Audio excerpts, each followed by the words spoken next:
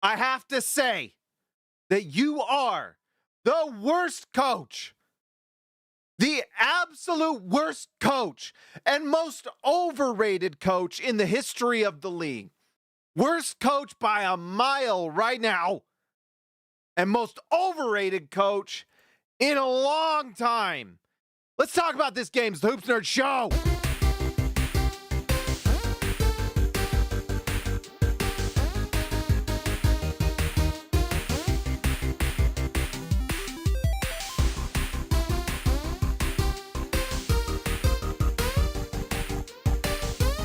Okay, guys, like the video, subscribe to the channel. Let's get into it. I have to just let you guys know something. There is something in this league that happens where certain coaches and players just never, ever receive the criticism that they deserve. Whether it's Jokic's defense or whether it's the Utah Jazz being overly criticized for their tanking, but then a team like the Indiana Pacers can literally rest their entire starting unit and no one will say anything. One of the most overrated, make-a-wish babied coaches in the league is Quin Snyder. The things that he gets away with are out of this world. The fact that he is likely being the shadow GM of this Atlanta Hawks team is a disgrace. I don't care if they win the lottery. He's going to ruin whoever they draft. I have no fear of what happens if the Atlanta Hawks win the lottery. No question. He's going to screw that up. Tonight was an absolute disgrace for the Atlanta Hawks. Utah had to do everything within their power to coach in a way so that Quinn Snyder could get the win tonight. What a pathetic, terrible coach. I have never seen a coach that can just absolutely create the most soft group of players ever. It's unbelievable. Unbelievable. And everyone online is going to go box score watching this game, and they'll look at what Jock Landale did and what Jalen Johnson did. I mean, I could not stand Jalen Johnson tonight. But yeah, it's just terrible. Daniel Higley official, welcome to Rookie, my man. Thank you for the support. Daniel Higley, you're the man. Welcome. I can't tell you. I mean, these last 4 years of tanking, not the easiest. But I will tank until we win a championship. That's how I go. I don't care. We are here for a championship. We are not here for anything else. That is the point, to win a title. We don't play games just for kicks and giggles. We're in this league to win a championship, and a championship for the Jazz is just as possible as anyone else. And if we're not going for it, then what are we doing? In life, in sports, in everything you do, you should give everything you have to do that, to get to the top, to win, to maximize everything you have, to maximize your talents, to strive for greatness, as LeBron says, to continually improve upon your craft, whatever that is. But there is someone that continually sucks and gets worse with his craft, and that is Quin Snyder. No question. No question. The Atlanta Hawks are going to be pathetic for years. They are never going to accomplish anything with Quin Snyder on top. He ruined that last era of the Utah Jazz. His decisions, both with coaching and his influences as with the GM and what he wanted to do with players, was horrific for the Jazz. And now it is too for the Atlanta Hawks. Horrific, pathetic, awful, terrible, embarrassing, shameful, disgusting, ridiculous, truly awful. Nothing else to say about that. But I will say, no, never mind. Always something more to say. Truly grateful that in this life, I will not have Quin Snyder coaching my beloved Utah Jazz ever again. Ever again. Thank goodness. Thank goodness. That will not be a problem for me and for you. Thank heavens. All right. Let's talk about this game. Like I said, everyone's going to talk about Jalen Johnson getting 22, 15, and 16. But guess what? They could barely beat a Jazz team who rested Lauri Markkanen in the fourth quarter, who played Isaiah Collier now 96 minutes straight. It is the first time that has happened, like the broadcast said, since, I already forgot his name. Since the one they traded to the Detroit Pistons back in the late 80s, early 90s. Crud, I'm getting old. Let me know in the comments who it was, but awful. Oh, now we're gonna. I can't remember his name. It's just not coming to me. That's okay. Truly incredible what Isaiah Collier did. 96 minutes. They rest Lauri Markkanen in the fourth quarter. They put Oscar Tshiebwe in the game. They did everything they could to allow Quin Snyder to win this game, and he couldn't do it. It literally took, Ace Bailey hits a just miraculous three at the end of the game to tie the game. They run like 5 plays in a row where this Hawks team who does not try, who does not even run out to get a ball, could not get a rebound against this Utah Jazz team. Utah backs it out, trying to hopefully let this Hawks team make a play, and they cannot. Pathetic, awful, truly terrible. And somehow the Jazz, Will Hardy outcoached Quinn Snyder tonight in an incredible way. Not only does he coach his team to play well, but then backs them up. Like that meme from The Incredibles when the dad is telling his son to kind of back up a little bit. Look good, but back up, just so you don't win the race. You know the one I'm talking about. And that's what happened tonight. I don't want to hear anything about Jalen Johnson. Anyone who tells you about Jalen Johnson's stats, get out of here. Watch the game. He couldn't do it. He was scared to shoot. He goes 0 for 5 from 3.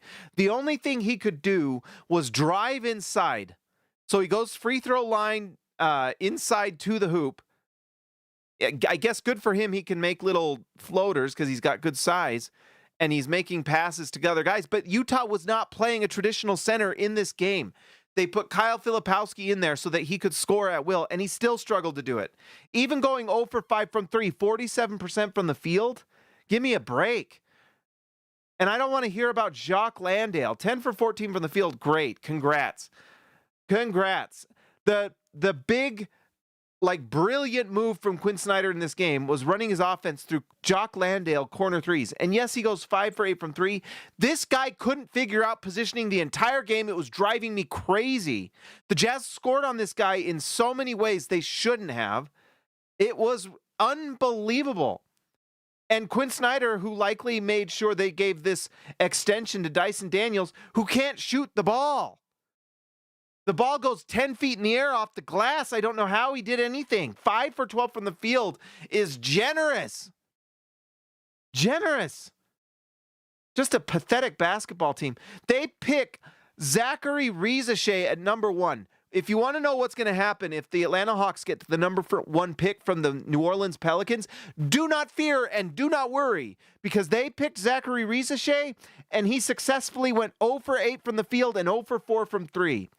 And Utah was able to lose this game. Just an absolute masterclass of coaching from Will Hardy against this absolute fraud of a coach in Quin Snyder. No one gets better under Quin Snyder. No one. He ruined Dante Exum. Ruined him. If you want all these Jazz fans who had so much hate for Dante Exum, it should have been Quin Snyder. Because look at what he's doing to number 1 overall pick Zachary Rizachet. 0 for 8, 0 for 4. Okay? Will Hardy's having Isaiah Collier turn into a 22 assist guy. Cody Williams, who looked absolutely left for dead last season, now looks like he's going to be all NBA first, second, or third team. Will Hardy deserves a lot of credit. Utah has all these pieces. Things are going to get exciting for Utah. But you know what it's going to get for Atlanta Hawks? It's going to get depressing. It's Depression City.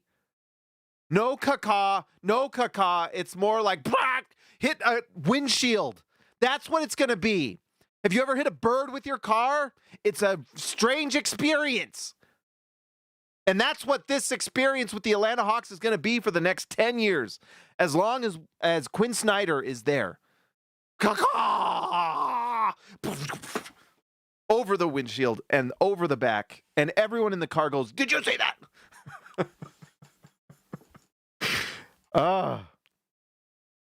All right, let's talk about the Utah Jazz and what they did in this game. Cody Williams, like I said, and he couldn't shoot the ball well, but Cody Williams obviously better than number 1 pick Zachary Risache. But we got to talk about these 3 blocked shots. Holy crap. When Cody Williams gets more consistent with all his just scoring in general, this is an absolute weapon of a defensive player. So we're going to do this. Watch this. This is... just give me a shot, baby. And then let's see here. On this, recovery blocks. Bam! Secondary rim protection. Wham! That's what that is. Get out! And then on this one, Cody Williams, guess what? You don't do nothing, Jalen Johnson. You overrated bum. I'm hyped. I was so angry at Quinn Snyder during this game. Can't believe this loser. To the point where I'm like, is he trying to ruin our tank? That bum, that loser? Maybe. Wouldn't put it past him. But guess what? We not only made you look bad, Quinn Snyder, but we also lost the game. So we made you look bad and accomplished our goals. You're very good at making yourself look bad, but we still won. Still win the day.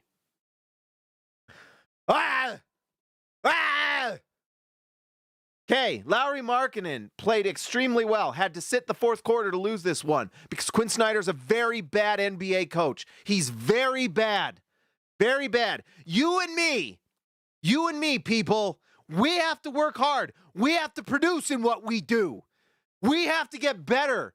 Do you at your work have one-on-ones where they talk to you about how you improve as a person and the things you have to get better at? And this is what you sucked at last quarter. We would like to see you do better at this thing. Blah, blah, blah, blah, blah, blah, blah, blah, blah. Well, Quinn Snyder needs a lot of those. And he needs to be told that he sucks at creating a team that plays hard. He sucks at creating an offense that has optionality. And he sucks at creating a defense that has players that play hard and get in a jersey. Unbelievable. Christian House money to Haas, $5. Thank you, my man. Perfect game for the Jazz, terrible game for the Hawks. I agree. Just an absolute $5 is so generous, my man. Thank you so much. Just an embarrassment for Hawks fans. If I'm a Hawks fan, I've got to be absolutely out of my mind. They won the number 1 pick, and they have nothing to show for it. Could you imagine if the Utah Jazz won the number 1 pick, what Will Hardy would do with that? And to watch Quinn Snyder just absolutely ruin it. And to watch Alex Sarr on the Washington Wizards, who won today, by the way, and they just made a pick, they made a trade to improve their team. Alex Sarr looks really good, like really good. And he's going to be a unicorn center for them, something I've always wanted. They got him. Quinn Snyder, who's like the shadow GM there, basically, picked Risache. Unbelievable, embarrassing. And to watch Alex Sarr do what he's doing at number 2, just got to be just depression for the Hawks. Pure depression. Alex Sarr is legit good. If you haven't watched him, go watch him. He's legit. He is great. And they're going to have him at the 4, I guess. I forgot who they traded for. Washington traded for a center. It wasn't Zubats. By the way, some great things for the future of this Jazz tank right now. It's very much seeming like Indiana might try to win some games to get into the 6 through 10 based off of the pick protections that they have because they just traded for Zubats. Pretty interesting. Utah probably passes up the Pacers at this point based off of what they're doing. Washington trades for who did they trade for? Because Zubats goes to Indiana. Vucevic goes to Boston. Who did the Pacers trade for? Oh, they traded for Zubats. Zubats is going to the Pacers. That's right. Ivica Zubats from the yes, duh. So Zubats is going to the Pacers. Vucevic is going to Boston. And well, then who did the Wizards trade for? Oh, that's right. The Wizards traded for AD. They're probably not going to play him. That's annoying. But anyways, the Wizards traded for AD. Very solid NBA big. I know he can't stay healthy. Zubats, who never gets injured and who will play. Oh, well, I guess he did get injured this year. But he is very durable and is healthy right now. Going to play for the Pacers. They're going to win some games, especially if they play the Atlanta Hawks. And then, yeah. Well, we don't care about Boston. They're winning, so they got. I don't know. I thought that was kind of interesting. They go for Vucevic. I don't know. We'll see. It might be good. But anyways, very interesting stuff because actually, let's just pivot here for a second. Utah now, by the way, Washington wins today. That sucks that Utah couldn't lose to the Pacers, but, you know, they out-tanked us, I guess. We could have rested Markkanen. We didn't. It is what it is. Washington, we might pass up Washington, especially if they play AD. I mean, they got Trae Young and AD. You can kind of see what they're doing. They're going to probably rest them. Indiana, if they play Zubats. So look at this. This is protected 1 through 4 and 10 through 30. And there's something that happens with this pick in the future. Like, I think from what I've read, you'll just have to, guys can go Google it if you want and correct me, and I'm happy if you do that because I always want to, get the right information. The truth is what matters.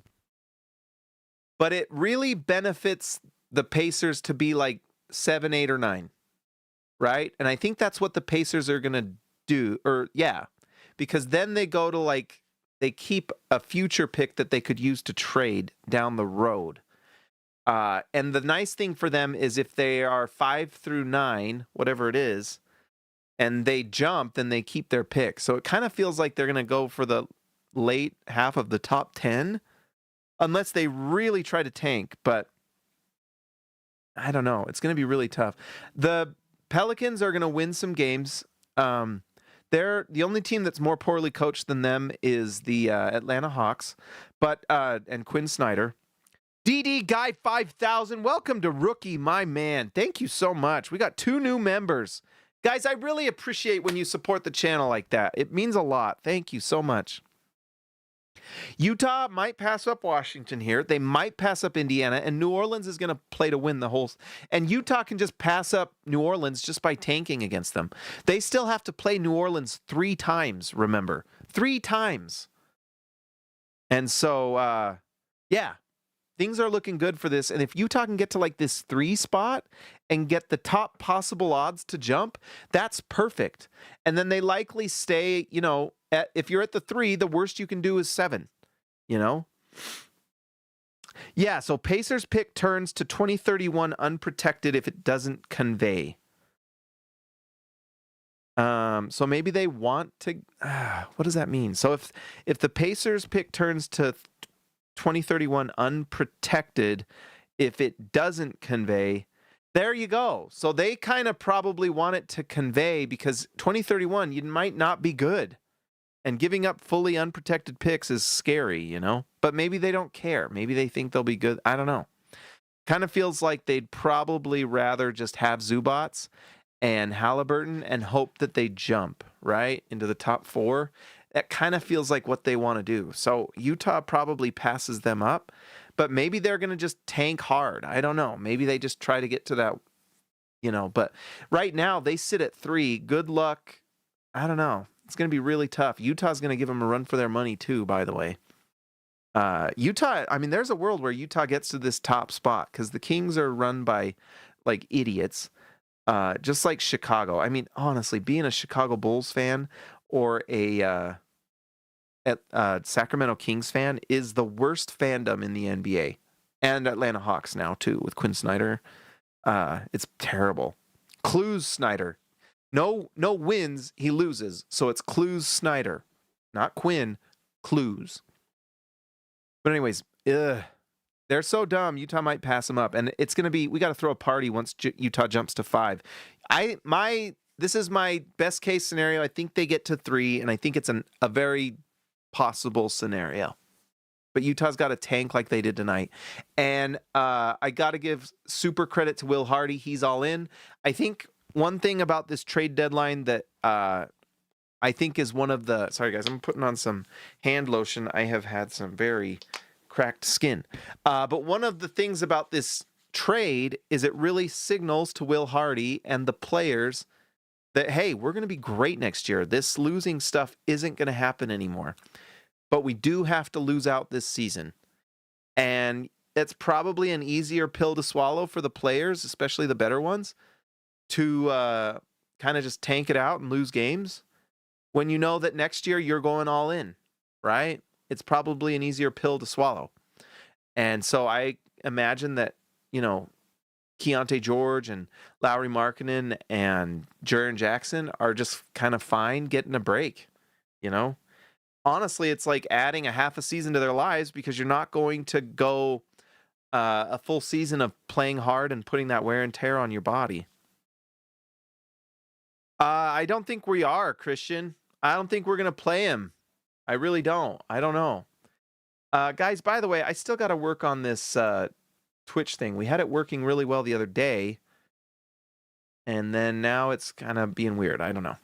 But anyways, yeah, and maybe it's playing for you guys. I kind of like to watch it live, and it doesn't. Anyways, I think we're going to absolutely tank it, and the moral of this is I'm extremely grateful to Will Hardy, who rested Lauri Markkanen in the fourth quarter. That was amazing.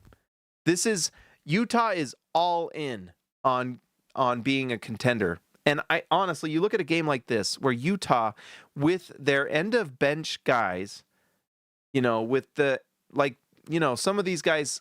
Let's see, who started today? So players that will actually potentially start next year, Lauri Markkanen is for sure starting next season. But, depending if the Jazz win the lottery next year, there is a high likelihood that, if Utah wins the number 1 pick, they're going to pick Darren Peterson. And I love Ace Bailey, and I think he has a chance he has the upside of serious stardom. He really does.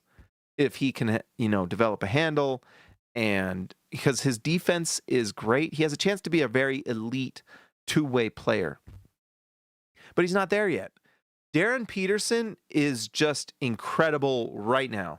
If you put Darren Peterson on an NBA team right now, he is going to go out and score 20-plus points per game right away. Just like that. And I'm talking now. Not after a full season of college and development and whatever.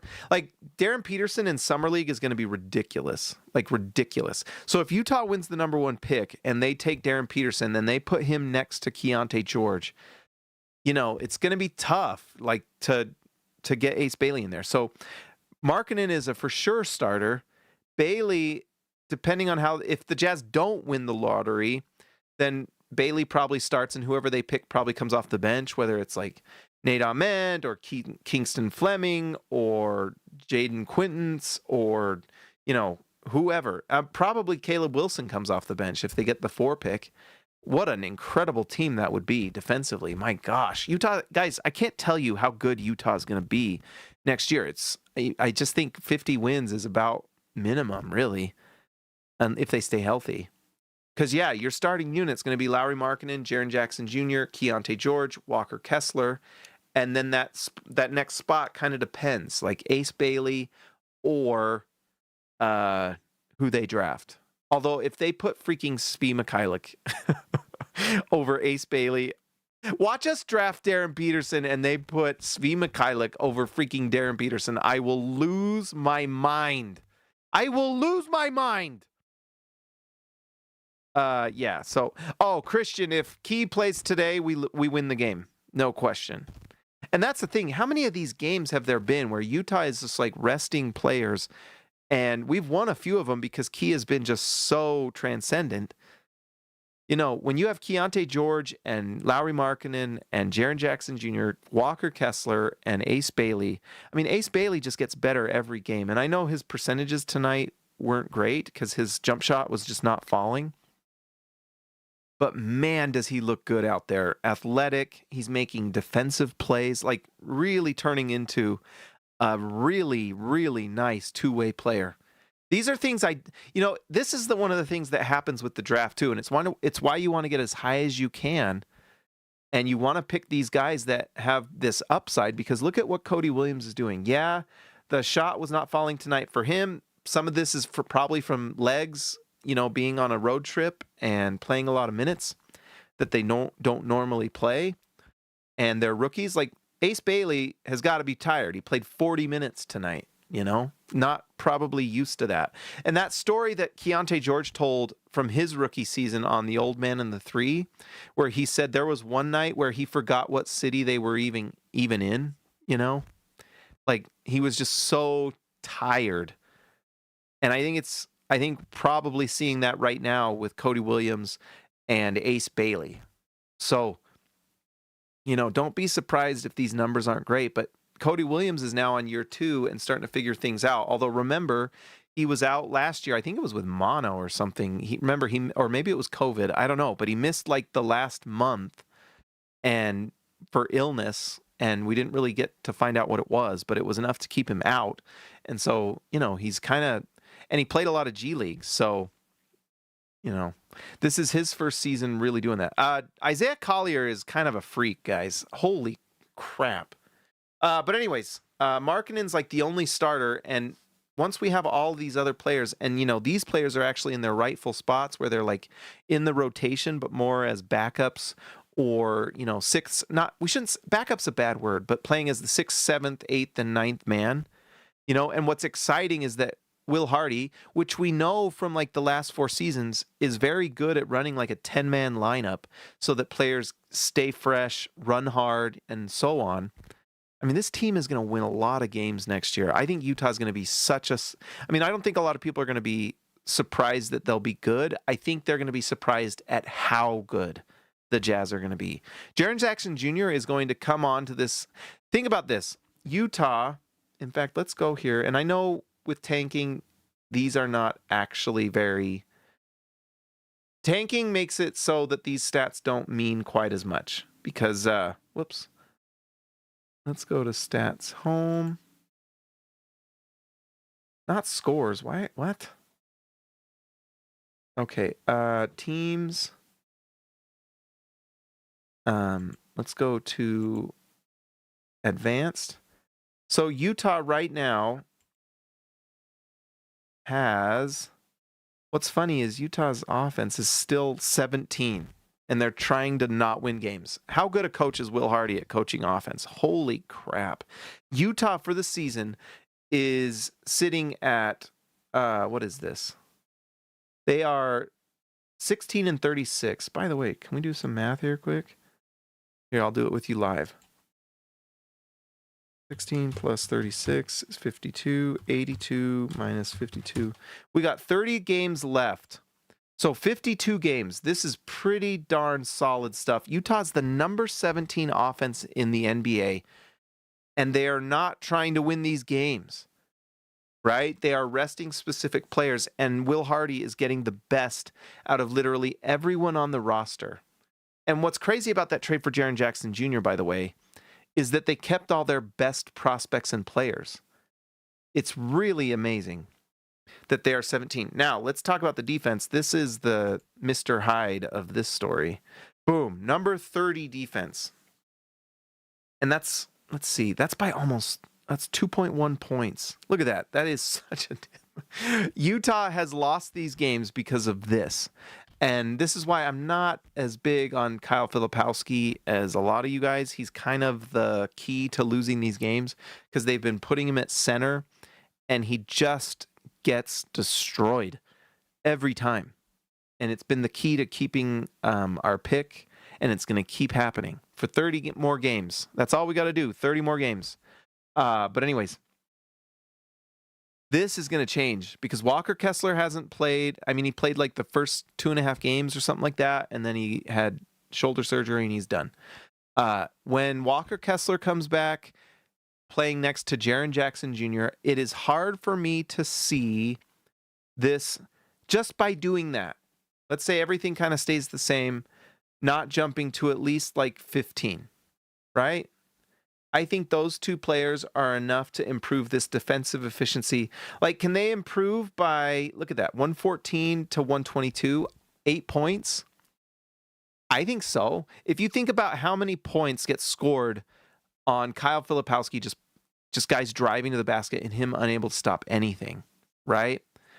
And I don't think, Nurkic has been really nice offensively, but I don't think defensively he's been this, like, he obviously hasn't been much better because Utah's not sitting at number 30. But this can jump to like 15.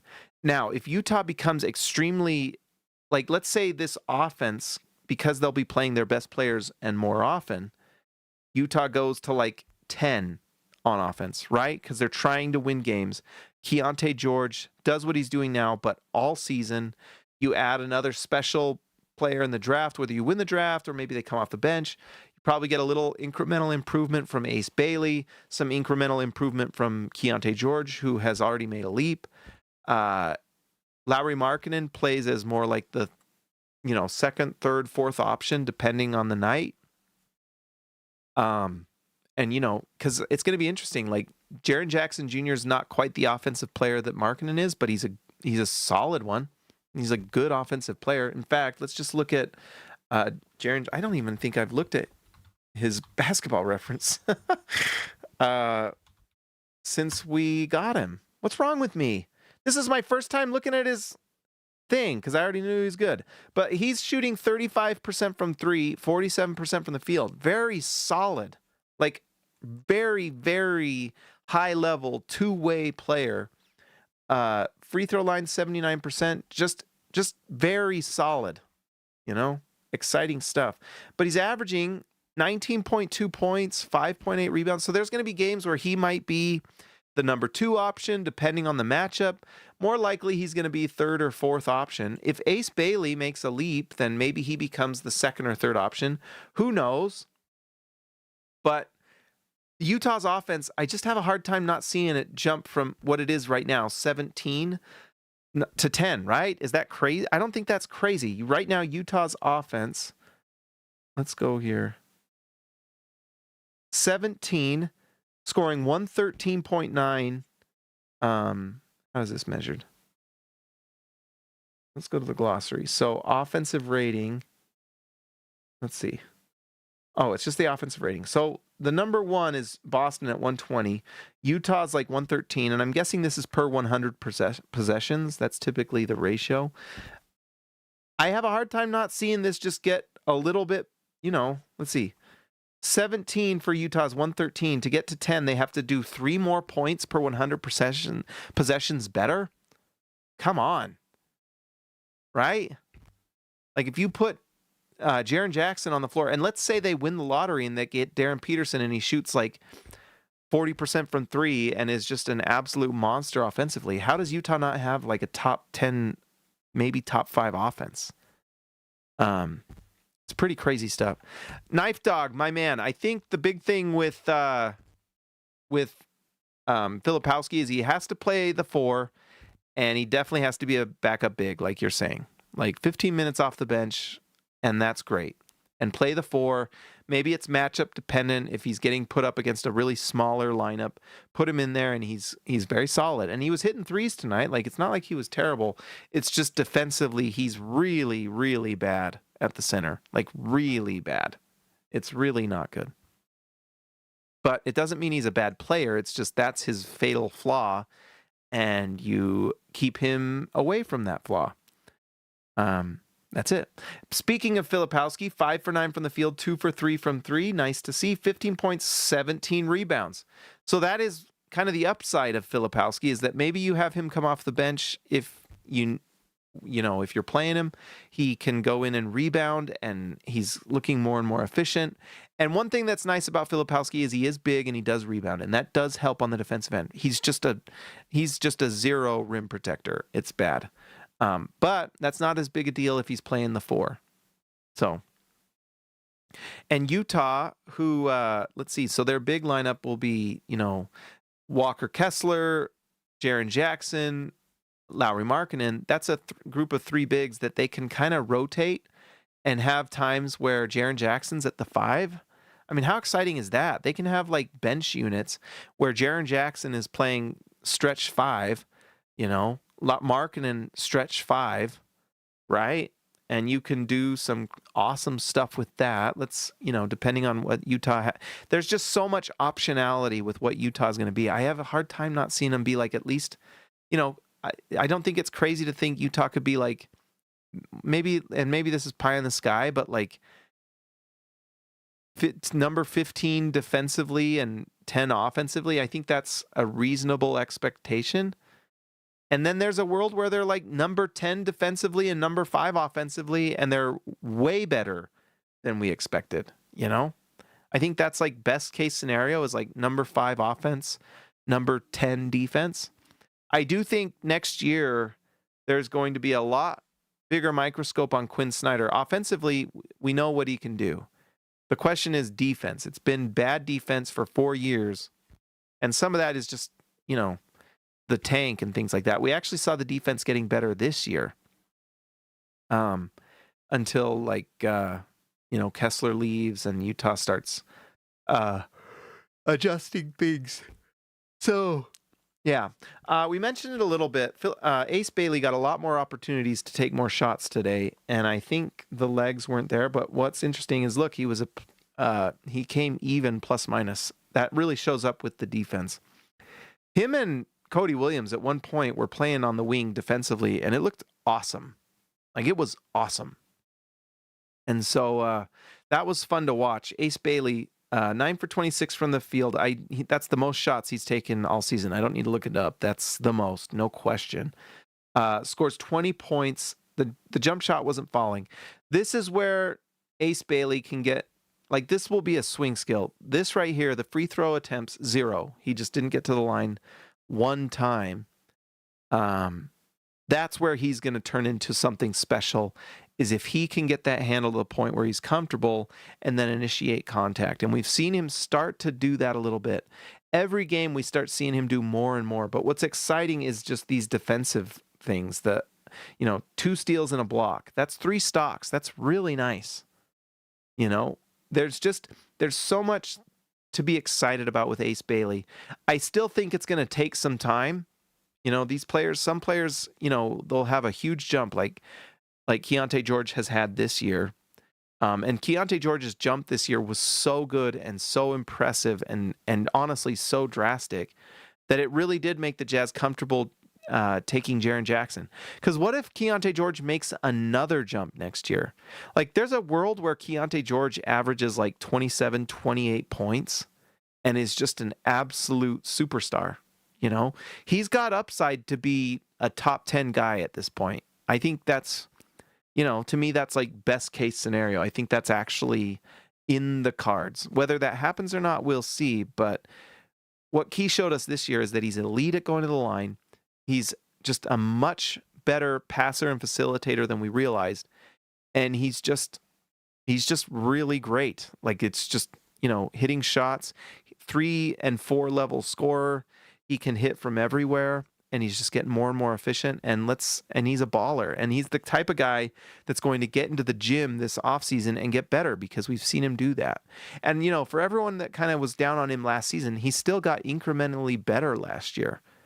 Even last year, he got better. It was incremental, but he did get better. It's just this year he went from he had a 6% field goal percentage improvement, right? So Ace Bailey, if it's just incremental, that's fine. That's what happens. If you go to Ace Bailey and look at some of the Hall of Fame careers, you can see that it's just a gradual get better. A good example is like Mike Conley, who by year 4 or 5 finally kind of came into his own. It took a little time, and then he became an all-star caliber guy. DD Guy 5000, I really just want to see Triple J like twice this season, just see what he looks like. I'd love to see him play the Grizzlies on the 20th. Yeah, I just don't want to win those games. Maybe if we play like the Thunder and the Nuggets, with Jokic, then let's just see. I agree. That would be fun.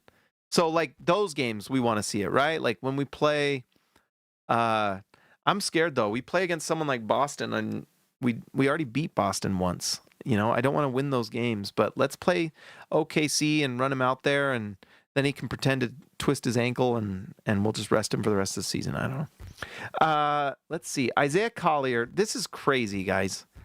Isaiah Collier goes 48 minutes again. He played every single minute of this game, and he's done it 2 games in a row. That is 96 minutes uninterrupted. Incredible. Incredible. And then the fact that he does that and he goes 11 for 22 from the field, 11 assists, 7 rebounds. I wish he'd have gotten to triple-double. That would have been fun. 25 points. He's just, I don't know. He might be a machine because we talked about Cody Williams and Ace Bailey kind of wearing down. Isaiah Collier looks like he could just do it again next game. Just get him out there 48 more minutes. He's just one of those guys that's built like an absolute tank. He is strong as could be, fast as could be, and he just can keep going. It's kind of crazy. It's really, really crazy. Just an impressive thing. And I know, like, the thing is like the NBA now is so much different than it was 20 years ago. And everyone wants to talk about threes, which is true. But the NBA is so much faster. That's part of the reason why the scoring is so much higher, is obviously the threes and everything is kind of from the outside in and from the 3-point line to the dunks and things like that. Like, the efficiency in the NBA has just gotten maximized, the absolute best possible scores. I just don't see it getting too much more. At a certain point, they've just absolutely maxed out what you can do with your efficiency. But the other reason that the scoring is so up is just the pace is so fast. Teams are just playing faster and running. And so for Isaiah Collier to play in this fast-paced game, and by the way, the Atlanta Hawks, the number 1 pace team in the NBA, and Isaiah Collier plays the whole game. Pretty remarkable.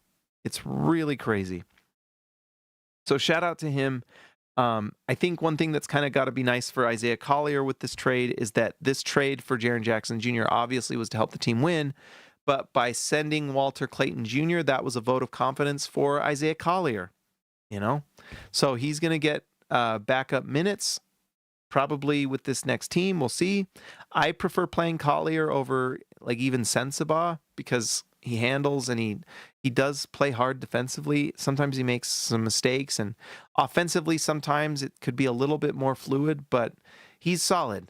I'm happy with him as a backup guard, right? And I think that's what he is, and there's nothing wrong with that. 15 to 20 minutes of Collier going 100 miles an hour, playing like an absolute pit bull. I love it. I love it. I really am. I'm completely won over, completely sold. I've had my criticisms of him, and if he can just somehow become an average 3-point shooter, then great. In fact, I don't care to look it up, but I think he's sub, but well, now I have to. Let's see, what's he at 3-point wise? 28%. But look at that. He's up 4% from last year. So if he gets up 4% every season, then eventually he will be the best shooter in the history of the league. No, just kidding. But yeah, I think he can improve. At one point, he was at like 36%, remember? And it dropped a little bit. He just doesn't take a lot of them. But if he can become a 35, 36% three-point shooter, then great. Great. So, very impressed by Isaiah Collier. Sensabaugh played 29 minutes tonight. He had 18 points. I think he fouled out, didn't he? Yep, six personal fouls. He's been getting better. 54% from the field, 60% from 3. He's starting to turn into that player that turns heads with his box scores. But I do think he's playing a little bit better. And also another player that kind of got a vote of confidence from this Jazz team with this trade. They did not trade him to the Grizzlies. They kept him. So nice to see. And then Svi Mikhailuk, 6 for 10 from the field. I somehow doesn't get traded, but I guess at this point we just got to appreciate Svi. Plus 10. That's the scary stuff. That's the thing where you're like, can we please just rest him sometimes? My gosh. But I guess if we're looking at next year, Svi Mikhailuk is probably going to be a regular part of the rotation. 22 minutes and putting up this kind of efficiency is pretty great. And he's probably going to do the same thing because with the amount of talent on this team, he is purely complimentary, but he hits open threes. And so that's what he does. We got to see Shibwe tonight, and all he did is almost won the game for us. It drove me crazy. Those last few rebounds, and that's what he does, is rebounds the ball. And dang near won the game for us, Sheebs. We didn't need it. So, yeah, that was tough. Guys, it's 30 games left of tanking, and then we're all in on the win. It's all in, and it's going to be really fun. But we got to enjoy these last 30 games, appreciate them, root for the other teams. Man, it gets so hard when you're rooting for like a Hawks team coached by Quin Snyder. He's so bad. And they barely beat the Jazz, who literally are trying to give them the win, and they couldn't figure it out. They barely do right at the end. So anyways, good job by Will Hardy. Good job by this Jazz team. Shout out to Isaiah Collier for 48 minutes. Really great. And very much grateful to Will Hardy for doing what needed to be done so this pathetic Hawks team could win this game. All right. Let's see. Let's start the music. Let's see. Pull this up. I should have got it ready before. Okay. All right. Key for 3, you got the best comments around. Where there's a tank, there's a Shibwe.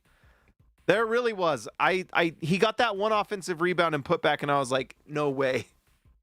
No way is Sheeb's going to do this. But we pulled it off. All right, so we've talked tank. Utah's in great shape, guys. I'm really excited. If we jump 2 more spots, we 100% keep our pick, which is incredible. And Sam Presti can cry me a river. All right, so Utah sitting at 6. Imagine it's lottery night. What would happen? Utah drops 1. It's okay. Milwaukee gives their pick to Atlanta. I hate them so much. But guess what? Quinn Snyder will ruin them, so whatever. Utah gets the number 7 pick. That gets them, in this one, Mikal Brown Jr. I love it. Although Mikal Brown, let's see, he's at 6'5". I'm taking Nate Ament. LeBaron Filan's really good too, by the way. They might just take him. This guy, Keaton, they say Wagler. He's like jumping up boards. He might be the guy that's making that late rise. Look at these numbers. 48% from the field, 44% from 3. Watch him just be the best. What is that? Hey. So anyways, we'll see what happens. All right, let's give a shout out to the All-Stars. Let's see. Let's make sure. Let's refresh. Ball so hard, baby. I love that new nickname for Ballstead. And welcome to the 2 new rookies today, guys. All right, here we go. All right, let's give a shout out to Ball So Hard, Ballstead 23. See ya, Lexa later. Ryan Perry, the legend. The name means king. Jace is the ace. Garner. Steve Areno, Stu Sir. Let him cook sturdy pots. Ezekiel Ricibe, the man from down under. Tyson Price, the price is right. Jordan the GOAT, Besserell. Christian House, Money to Haas. Robert Hall of Fame Arcs Poetica. Austin R. Grant, editor extraordinaire. Key for 3 at PG. He is the OG. And Patrick Akubo, the connoisseur.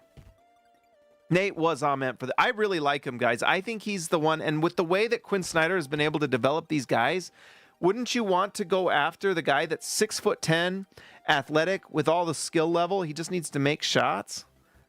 Like, go watch Tennessee. He's 6'10", legit. And I like him. And I think he plays hard defensively. I think he's the perfect type of guy to fit in with this Jazz. Could you imagine adding another 6'10" guy that can handle and pass and play defense? I mean, that would be incredible. I really am hoping for Caleb Wilson. Let's say if we get to here, Utah has all their picks.